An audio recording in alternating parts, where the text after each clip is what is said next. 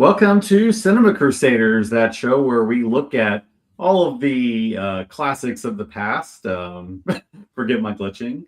And we'll go ahead and look and see whether these films still have value or not, whether they still have something to say in 2026, and whether you should be seeing them. And to just help me with that, I brought Mike Nunnally, who is my partner in crime. Not just on Cinema Crusaders and on Omen Revelations podcast, which we did for a long time, and also on the book that he's just put together called Scorn, which we'll get into later today. Right. But today we're going to be talking about the butterfly effect, which right now is going on with my screen. And this is a film that's from 2004. It starts Ashton Kutcher. Kaylee Lay, was it no, Amy Smart and Eric Stoltz. Yeah. And Logan Lerman. Ethan Suplee, Eldon Hensley, William Lee Scott, and John Patrick Amadori. Yes. Yep. Hold on one second. Technical difficulties. And now we're going to try to get it back on. Yeah, I'm back on. All right. So we'll go ahead and talk a little bit about, so what are your overall thoughts on this? You were the one who recommended this movie, and I feel like you should kind of start with that. All right. As far as time travel movies go, I put this one up at the top. Okay. I liked the there is this philosophical idea that consciousness creates reality. Mm-hmm. Sure. And I like the idea of being able to time travel through memory. It's a unique idea that I've seen people, like, there's that story, I don't remember the name of it. The guy just laid down on his bed, took a nap, and woke up in another time. I don't remember exactly what you're probably thinking of Somewhere in Time with Christopher Reeve. That's worth discussing at some point, but yeah, I'll let you go continue. But I don't know. I thought it was a unique take on it, and I like the idea that there is no way to calculate how each little thing affects everything else. Like, I have found out little things like I just walked up at a wake. I just walked up and put my hand on someone's shoulder once because they looked like they were kind of sad, and then walked away. That stopped them from totally breaking that day. I had no idea. Little stuff like that has these big effects where entire lives are changed, and you have no idea. And there's no way to figure that out. And I love that this pointed that out with time travel. There is no way to fix it. Yeah, and the thing is with time travel is that there are always like different rules, kind of depending on what kind of world we're talking about.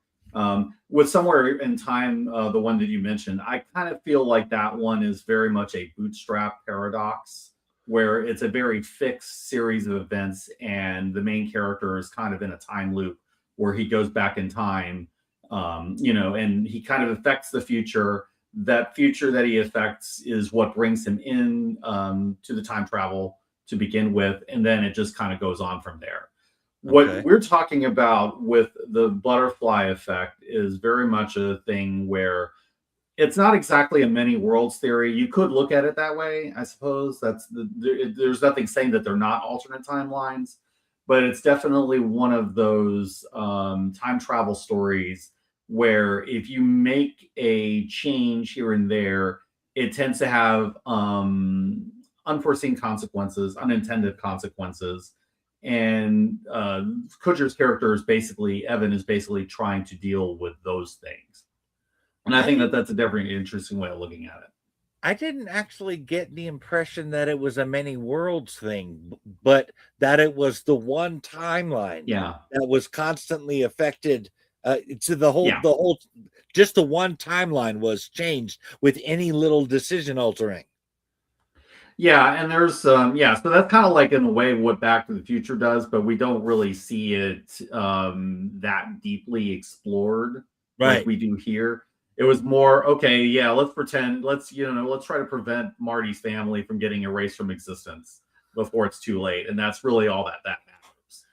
Right, right. This definitely dives into that more, and not how it not just how it affects his life, but how it ripples out into everyone. And Hmm. I loved how even at the end when he finally thought he figured it out. I've got everything together. I put everything right. I made all the right decisions, but I've just screwed my mom over.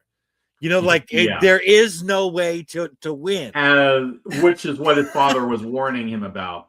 Yeah. But that having been said, there are moments where there is like stable time loop stuff because it's like in the beginning of the movie, you see the blackouts, and I kind of knew at that point, okay, yeah, he's definitely time traveling and he's having his mind overridden by his future self, which is what Mm-hmm. happens. Um, and there are times when we kind of see it once, and that's kind of like the stable way that it's done. For instance, he goes into the sanitarium to meet his father when he's a young boy, Yeah. and he gets overridden by his future self. We see later where that conversation happens, which Uh-huh. is after he meets Lenny in the sanitarium, and he decides to go back to see his father at that point. And I was kind of hoping that scene would turn out to be more than it was, just because I feel like there's just so much that they're kind of, hint at with him, but we really don't see it. But it does show the stable time loop. It happens that one time, we never see it again.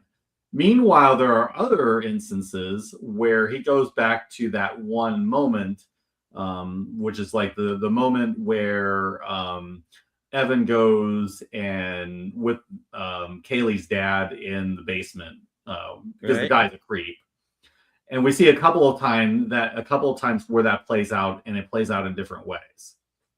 So yeah, it just kind of depends, but at the same time, there is a logic to it, and I feel like with time travel stories, you need to have a really clear sense of logic, but with the time travel mechanics and with the events, the way the events for themselves play out.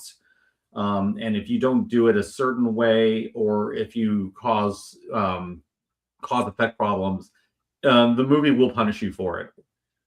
Do you imply by that you don't feel like the butterfly effect did that? Oh no! I think it Oh, okay. generally did do a good job. I will say, like sometimes the outcomes are extreme. I see why they're extreme because the Right. point is to show what happens when you mess with time, which always is like one of my problems. Generally with time travel, it's not like easily like Doctor Who, where everything just kind of works out because Time Lord magic works that way. It's more, you don't know what you are doing until you do it, and when you start messing with time and you don't think about how cause precedes effect and how things like that, you end up getting a world that you don't expect, and that's exactly what happens in this movie. As far as hold on a second. I can't. I don't know why I can't remember his name. As far as Evan goes, let me see. Sure, Um, take time.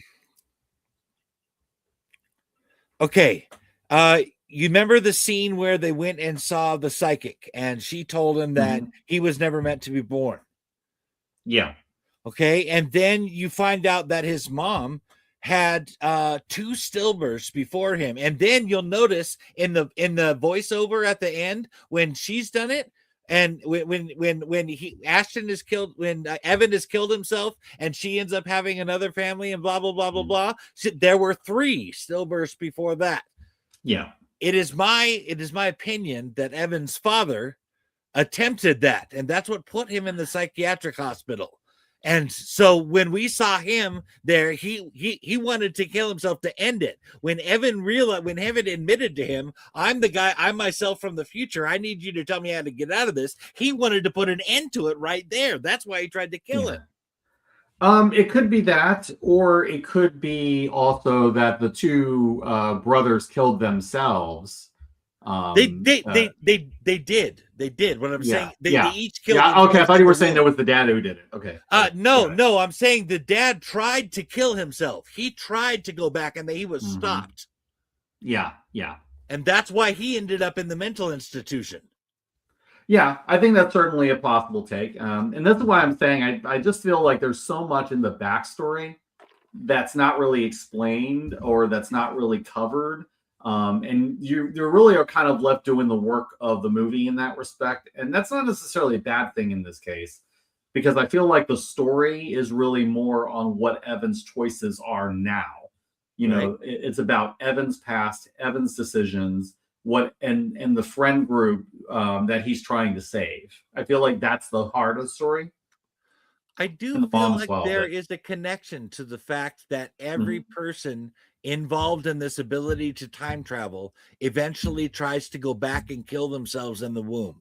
Each one. yeah, yeah, yeah. I think that feels like that feels closer to the heart of that there. That try messing with time travel at all is eventually going to lead to a point where you need to have never existed just to get everyone back where they're supposed to be. Yeah. Yeah, I mean, there at that point you just contaminated the time stream way too much, and I feel like that's kind of what they were doing with that director's cut ending.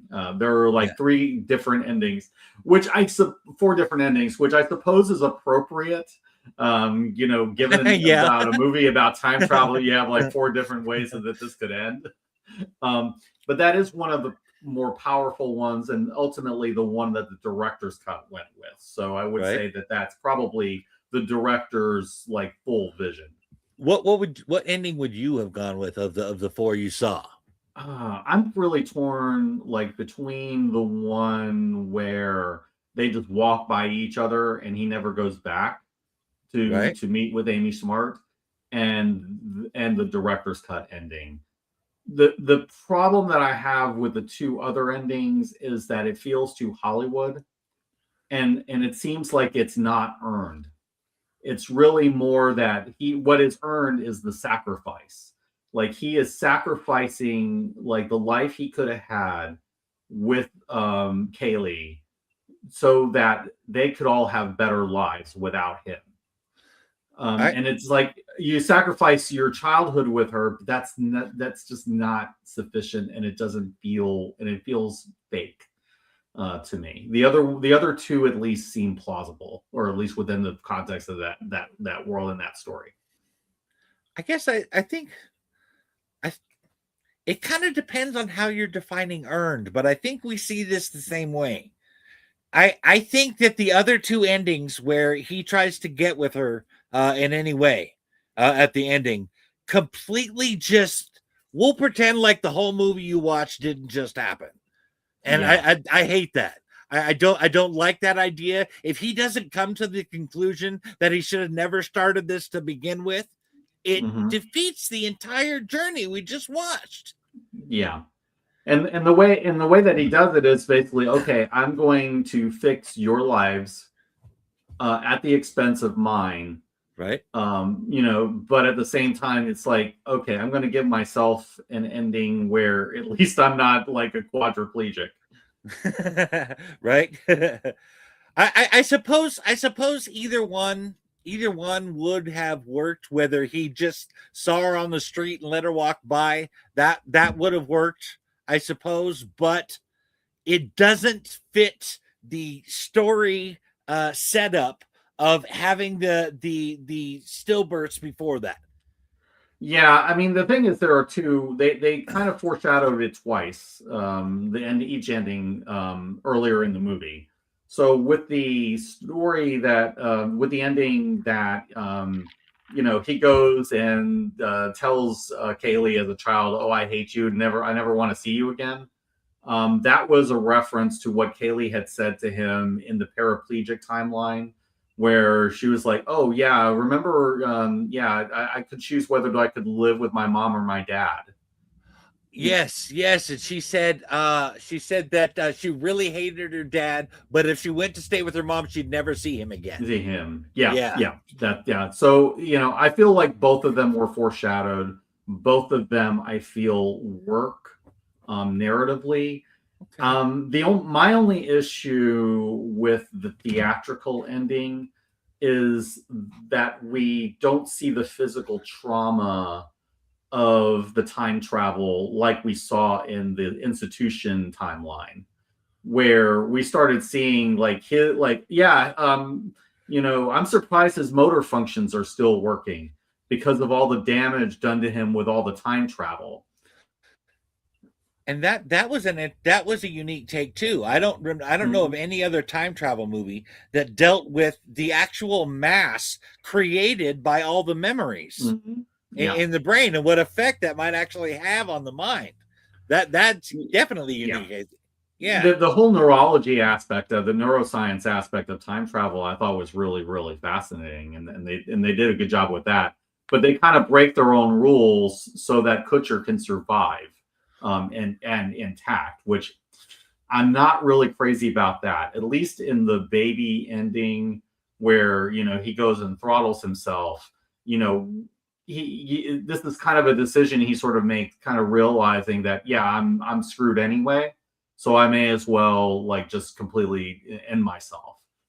It's bleak, but it works narratively a little better in terms of story logic. I didn't. You make it sound like the baby ending with the suicide there was not a selfless act. Like it was an act of suicide rather than I'm sparing people this.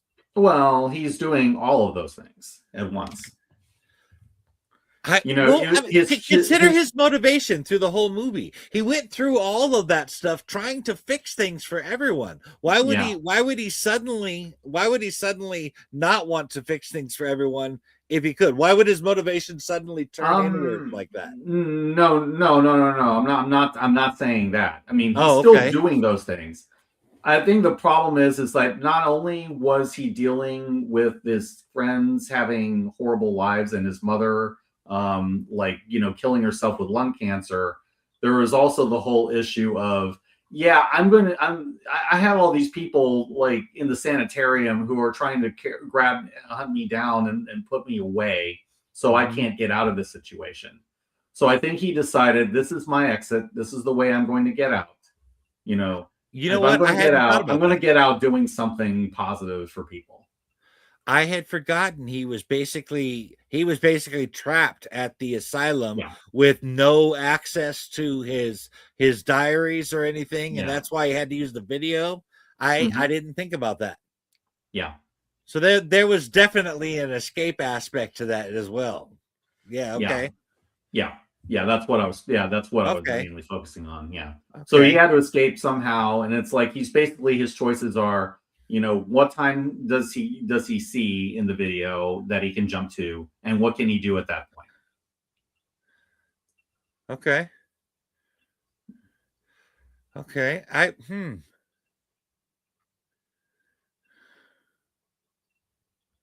So that video had to have been stored at the asylum from his Father's Day. Yeah. I mean, presumably the dad recorded it because, nobody else really was in a position to. Right. Well, that what's interesting about that is that this also feeds into, there is a theory that time is a loop. Yes. And that does kind of feed into that idea. Yeah, that the time loop, / bootstrap paradox, where you're kind of basically ensuring that the loop happens. Right. Everything you do will just actually put you a step towards what you're trying to avoid. Yeah. Bootstrap paradox. I see. To quote the 12th Doctor. I hadn't heard it. I hadn't heard that. I don't remember that. Yeah. Doctor Who actually spent an episode on that, and actually the episode was called, I believe, the Bootstrap Paradox. Okay. Yeah. Interesting. Mm-hmm. Yeah. So I guess we can go ahead and is there anything else like writing wise that we want to get into with this story? Let's see, writing wise. Yeah. Not necessarily writing wise. No. Okay. I'd like to talk a little bit about the direction and acting a little bit. Let's get into that then. Yeah, because I don't really have a whole lot to add. I mean, I think the complexity of the time travel stuff is very interesting, and the whole notion of what it does to him and what it kind of how it messes him up is really kind of interesting because he's really the only one who remembers everything. Everybody else is drastically changed, and ultimately a lot of this is a story that fundamentally is about not living in the past. And that's fundamentally where he's stuck mentally through most of the film because all he's thinking about is like, what he did before, what he doesn't remember, instead of living his life. And then ultimately, if we go with the theatrical ending, he goes back to living his life, even if, he's letting go of the past. And that's ultimately like why I think letting the Kaylee character go and not pursuing her kind of makes sense. He's choosing to let go of the past and start anew and start fresh. You know what occurred to me just Mm-hmm. now is that it would be impossible for there not to be some irrationality involved in that decision-making process. Mm-hmm. Imagine a mind has problems keeping track of one life altogether. Mm-hmm. Imagine 4 or 5 lives crammed into one mind and trying to keep a timeline straight in your head.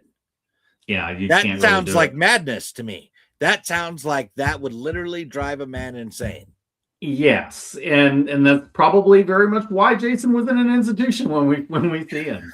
Right? Um, and also, this was something I would say was explored pretty thoroughly in 12 Monkeys as well. Ah, The yes. whole idea, and that one is another bootstrap paradox time loop. But the fact that a lot of it is he insane because he's time traveled, or did he not time travel and he's just nuts? Right? Yeah, so yeah, that's it. Could I wouldn't be surprised if 12 Monkeys was an influence on that aspect of the movie. It's totally possible it came out beforehand. Yep. But as we talked a little bit about before, By the way, no we covered one that has movie in a previous episode. yeah. Um, that diving into the neuroscience aspect of this is completely unique to the butterfly effect. I don't remember anybody else diving into this really except Hmm. for 12 Monkeys. Yeah. And so, I Yeah, I mean, I can't think don't, of anything. I can't think of anything else. Any movie, the other movie that's done that off the top of my head. yes. So, I mean, he wasn't quite as mad as Bruce Willis was in 12 Monkeys. Hmm. But I mean, I I wonder if some of that escape wasn't just from the situation that he Hmm. was in around him, but Hmm. from the madness he had created in his own mind. Yeah, because at that point he really was acting irrationally. So, I mean, we started seeing like the physical effect, I mean, of the time travel on his head, physiologically and Mhm. just mentally, like being out of sorts. So at that point, yeah, yeah. So that's yeah. Again, that's the other reason why the director's cut version I feel feels a little bit more true to the mechanics that have been established, whereas the other one seems like they kind of hand waved a few things just so you could have, if not a happy ending, at least you can have the main character alive. Right. The theatrical ending for me. I mean, we have talked about a lot of movies, Yeah. and I there is a pattern of the studio stepping in and saying no, we can't have this ending. You know, like with First Blood, the movie First Blood. In that movie, Rambo gets the top of his head blown off by Troutman. There is no sequel Hmm. for that. That's how it ends. But they're like, no, we can't have an ending like that. It has to end on a happier note. You know, like it. Hmm. The studio is always stepping in, trying to change the story so that, to make people they want to change how people feel when they leave. You know what I mean? Yeah. They got to leave with a good feeling when they leave the theater. And Yeah. I get a feeling there was like a whole process to how this ending was decided upon. The studio probably did step in, at various points, maybe the director had like, okay, we'll film it this way, we'll film it this way, we'll film it this way, and see what works better. Maybe they tested it with test audiences. I'm not sure. I'm sure they how did. They probably did. But this, and then they kind of decided, yeah, this is what we're going to go with. But I kind of feel like what he wanted to do all along was the director's cut. Yeah. Well, I don't know what all was involved in the cutting the editing process for the movie. But I definitely prefer the director's cut of the movie to the theatrical version. I can totally understand that. And like I'm kind of torn because I can see both ways on that one. I think the only ones I would just absolutely say no to are the ones where he gets back together with Kaylee. I'm like, no. Exactly. I say no to that. That undermines his entire sacrifice. No. And it defeats the entire theme of the movie. It does. It does. It totally ruins it. Yeah. And sorry, go ahead. You had a little something. No, yeah. I think the only question is like, do you prefer him actually like his sacrifice being killing himself, or his sacrifice just being walking away from Kaylee entirely? This might sound morbid, but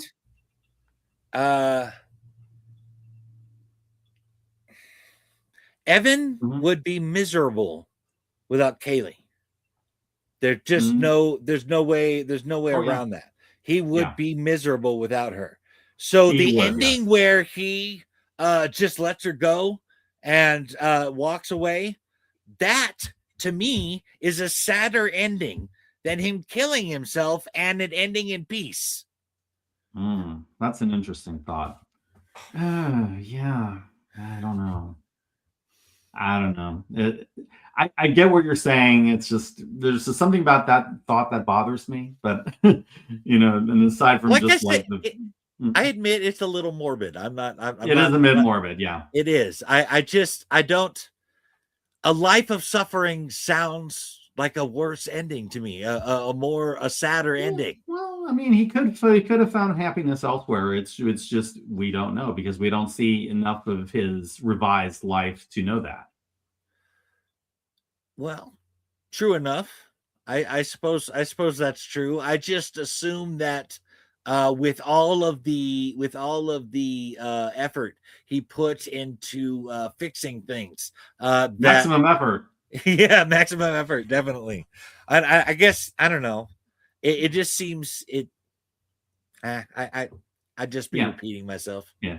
I think we'll just kind of leave it to our viewers to decide, like, what kind of works for you and why. I think a lot of this is just going to be down to how you perceive things. Totally. But I can totally see what you're saying about the constant pain from that, because I'm not going to get too personal in this. I'm just going to say that I can understand what it means to sacrifice something that's really important to you because someone else or something else was more important. I completely understand that. It hit that is kind of and it kind of hit me in the feels for a little bit because of that. Well, that's kind of cool. I love it when a film affects me on an emotional and intellectual level where it literally it has an emotional effect on me. I'm different after watching it a little bit, Yeah, I will say this is probably a movie that I'll probably go back to for that reason, but we'll get into that when we actually get into the final score and whatnot. I have one thing about direction.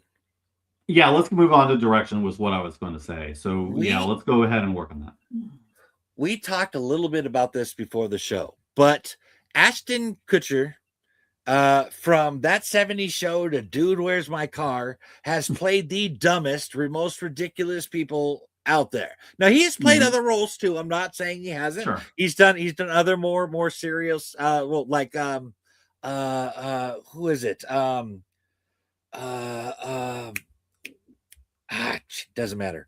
The point being that when you think of Ashton Kutcher being in a serious movie, you don't.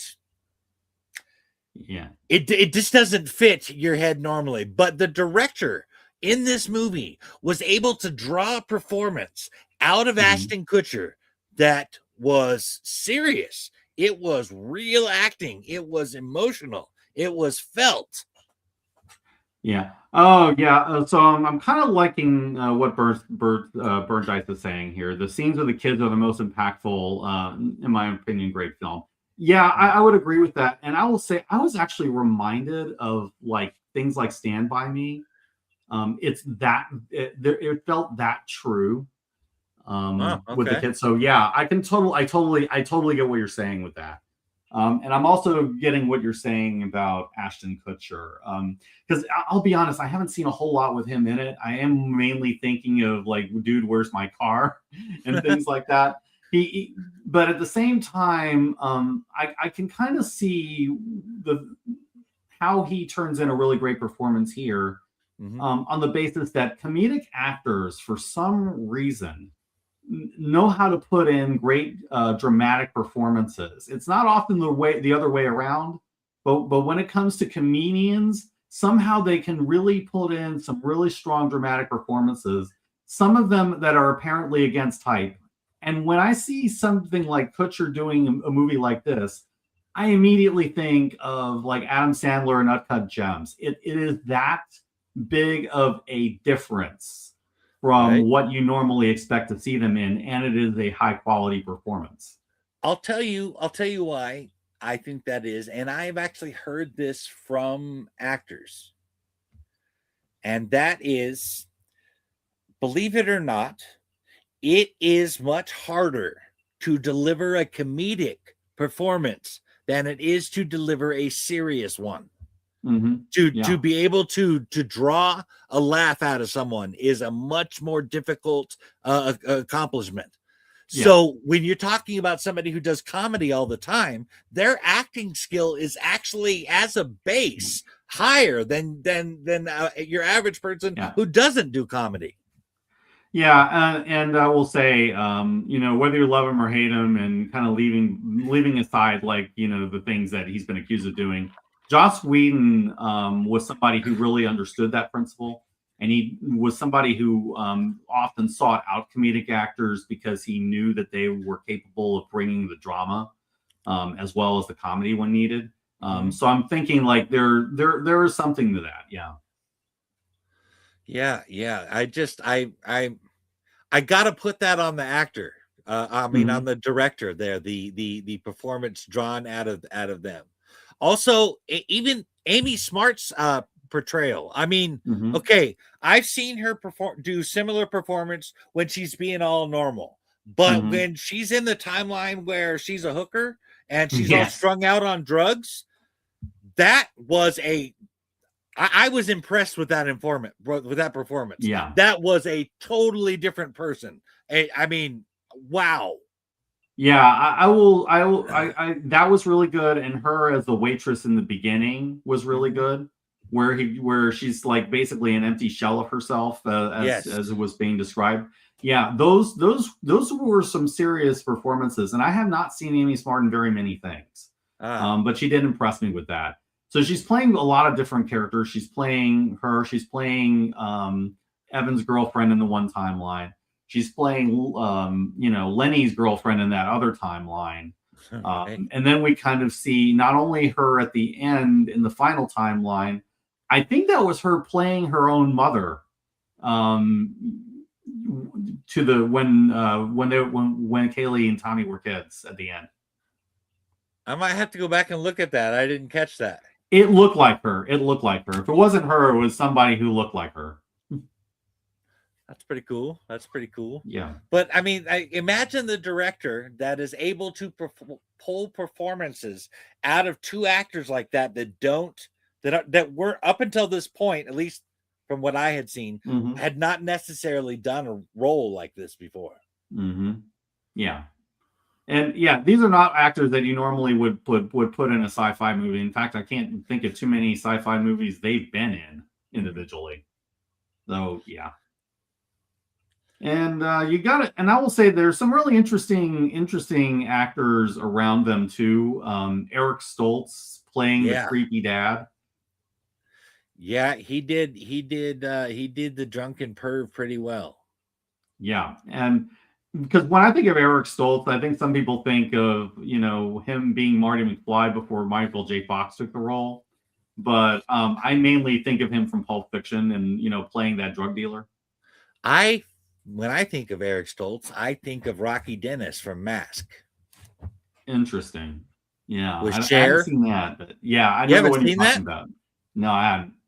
Oh wow, it's a little different for me. I kind of grew up a little bit around bikers, so it hits a little differently for me. But I don't know. It's one of those you're either really gonna like it or not. Yeah. Yeah. Yeah. And yeah, and I think with this movie, it's gonna be there's a little bit of that too, just because of Yeah. just how much this movie makes you think about things. Well, that's not what how often I think about things is not fairly comparable to how often other people think about things. We are both overthinkers. It is true. I don't know how well it'll resonate to people who aren't. I will be fair. That's true. But I mean, Mhm. a lot of this made me think about things. Like who hasn't thought one time, you know what?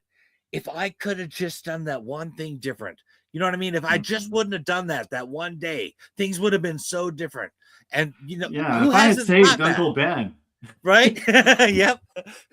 Right. If I mean, I don't think there's anyone who hasn't had a regret of something that they've done and wanted to go back and fix it. And I think almost anybody can relate to this movie on that level, especially if you've dealt with some serious loss in your past. Yeah, and then you actually have the ability to go back multiple times and fix whatever it is that you want. I mean, it is a power fantasy. It does kind of, but it also shows that we're maybe not really thinking the consequences through, and that's always kind of like the whole point of this movie. I hadn't thought about the power fantasy thing there before, but Evan as a boy, once he starts time traveling, he gets cocky as a little boy where he wasn't before.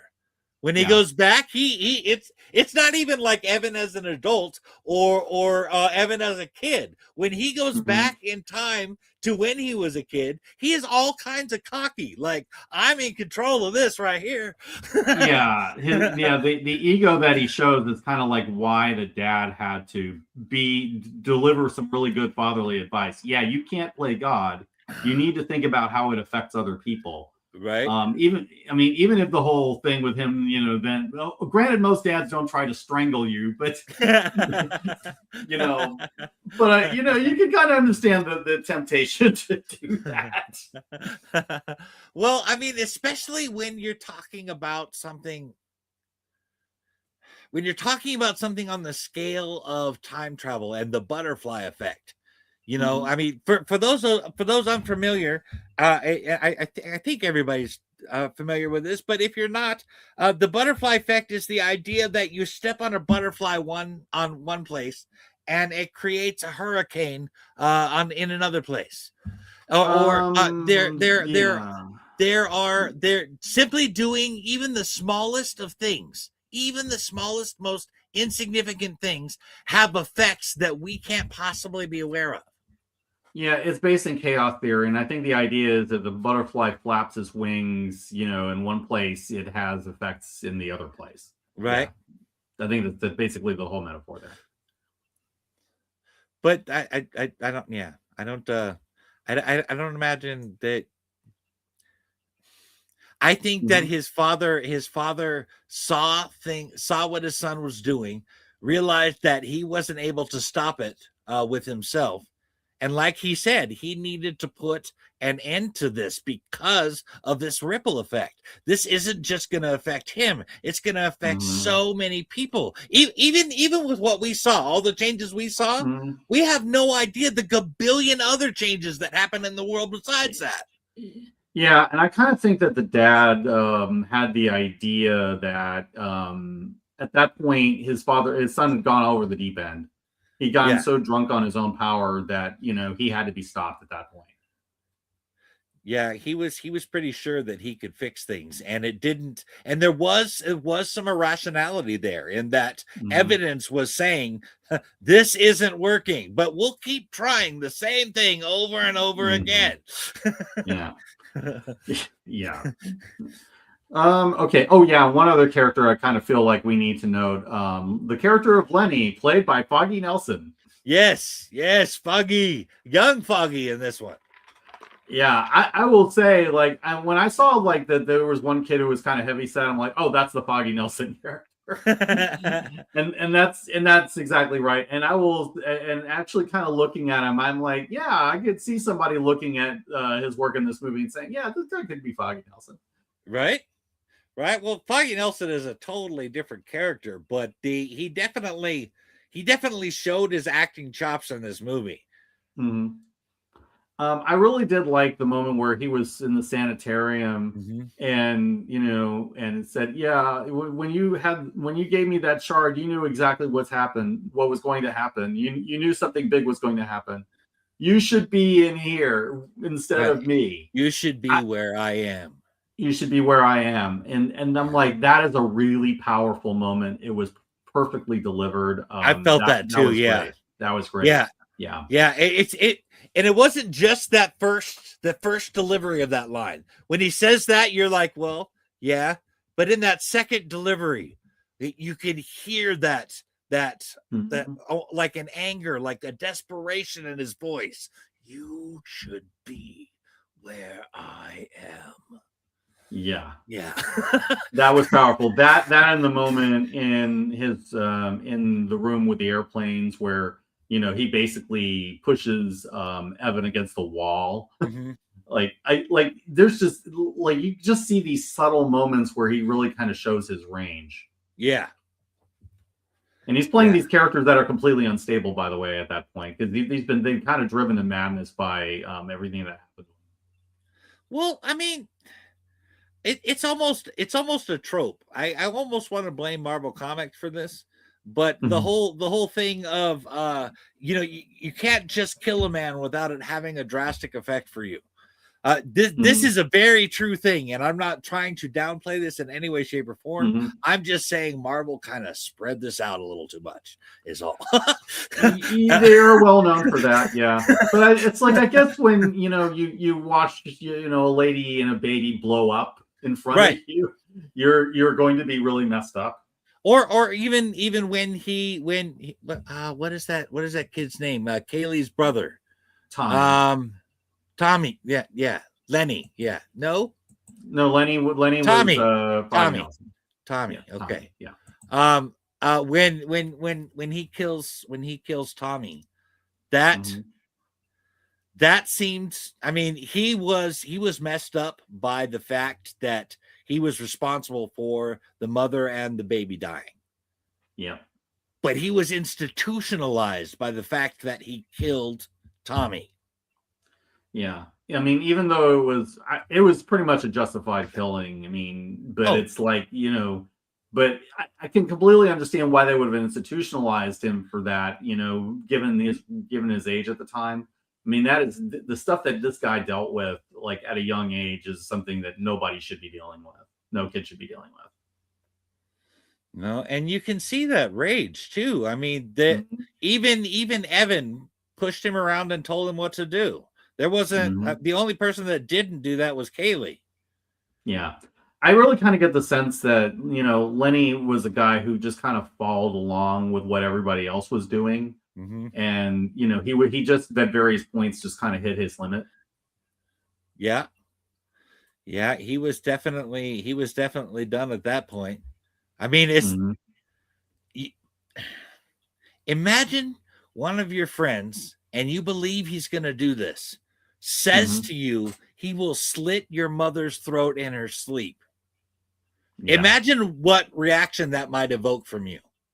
Yeah. That is messed up. This character is messed up.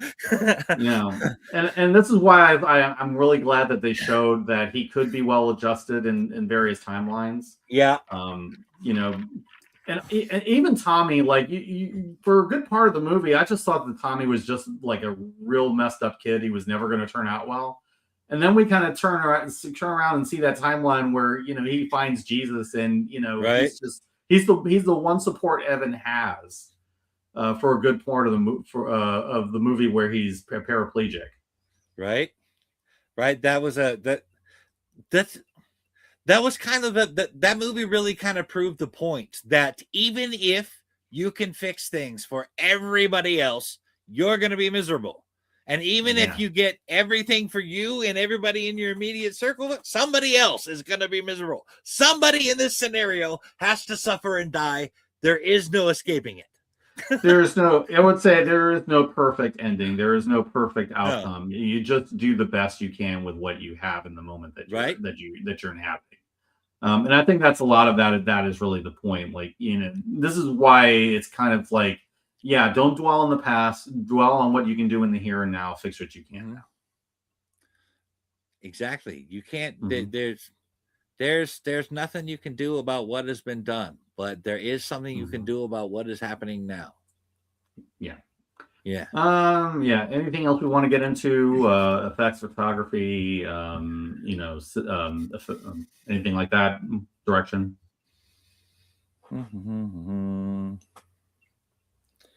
I don't think so. Okay. I will say that I do think that they did a decent job with having the life flash before his eyes, and you can kind of see what is messing him up, why he has all these memories in his head, like decades of memories. It's like it's not just the stuff that he experienced with the time jumps, it's all of the memories from the other timeline. Right, all the information he would have acquired. It's an entire lifetime of memories. Lifetime of memories. Especially when he's changing his past from like his childhood. That's like years and years of memories. A lifetime of memories, and with the much younger him. Oh yeah, and I just really like how they handled not just the time travel, but the effects of time travel, and not just on the time, but on Evan himself. Yeah, I think that they did a really good job with that. So I think we can kind of move and look at our final verdict. So, okay. What are we thinking for this one? Well, this is my favorite time travel movie. Okay. And I really love the performances in it.